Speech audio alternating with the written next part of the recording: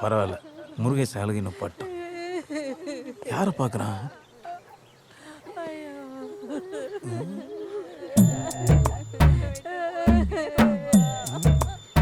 டேய் முருகேசா, ஏன்டா இந்த பார்வை பார்க்குற? டேய், அவன் என் பொண்டாட்டிடா, உனக்கு அக்கா மாதிரி.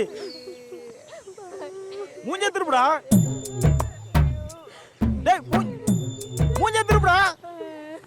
எங்க வந்து என்ன வேலை பார்க்குறானுங்க? என்ன கொடுமடா இது. இன்னும் என்னென்னத்தை பார்க்க போறனோ.